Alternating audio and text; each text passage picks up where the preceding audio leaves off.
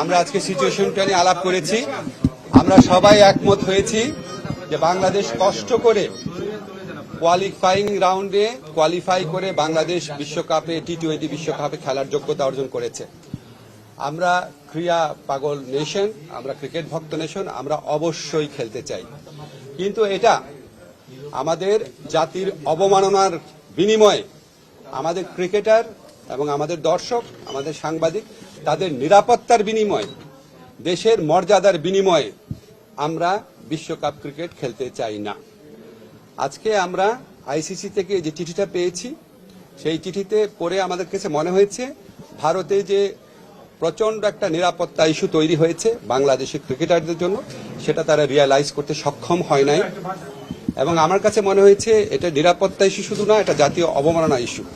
যাই হোক, আমরা নিরাপত্তা ইস্যুটাকেই মুখ্য করে দেখছি, যেখানে ভারতের ক্রিকেট কন্ট্রোল বোর্ড নিজেরাই বলছে কলকাতা টিমকে যে এই প্লেয়ারকে নিরাপত্তা দেওয়া যাচ্ছে না, ওনাকে তোমার টিম থেকে বাদ দাও। এটাই তো একটা ট্যাসিট রেকগনিশন যে ভারতে নিরাপদে খেলার মতো পরিস্থিতি নাই।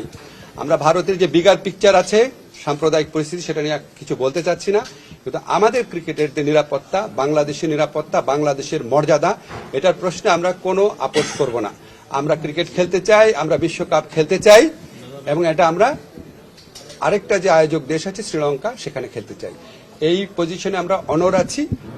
আমরা কেন এই পজিশনে অনড় আছি? আমরা আশা করি আমরা আইসিসিকে বুঝাতে সক্ষম হব, এবং আইসিসি আমাদের যুক্তিগুলো সহৃদয়তার সাথে নিরপেক্ষভাবে বিবেচনা করে আমরা কষ্ট করে যে অর্জনটা করেছি সেই টি-20 বিশ্বকাপে আমাদের খেলার সুযোগ করে দিবে। ধন্যবাদ। যদি আইসিসি সেটা অ্যালাউ না করে, যদি কোনো পানিশমেন্ট বা ওয়াকওভারের অপশন দেয়, পিসিবির স্ট্যান্ডটা কি হবে বা সরকারের স্ট্যান্ডটা কি হবে? আমাদের প্রথম স্ট্যান্ড হচ্ছে আইসিসিকে বুঝানো। আমাদের যথেষ্ট শক্ত যুক্তি আছে, সেই যথেষ্ট শক্ত যুক্তি দিয়ে আমরা আইসিসিকে বুঝাবো। আমাদের স্ট্যান্ডের মূল নীতি হচ্ছে বাংলাদেশের নিরাপত্তা, বাংলাদেশের সম্মান আর বাংলাদেশের মর্যাদার প্রশ্নে আমরা আপোষ করব না, কিন্তু আমরা অবশ্যই ক্রিকেট বিশ্বকাপ খেলতে চাই। তারপরে পরবর্তী পরিস্থিতি যা হবে সেটা নিয়ে আবার আমরা বসে আমরা সিদ্ধান্ত নিব। এখন পর্যন্ত আমরা এই সিদ্ধান্ত খুব ক্লিয়ারলি নিয়েছি যে আমরা আইসিসিকে বুঝাবো যে আমাদের ভারতে খেলার মতো পরিবেশ নাই। আজকে রাত্রে বা কালকে সকালের মধ্যে দেওয়া হবে।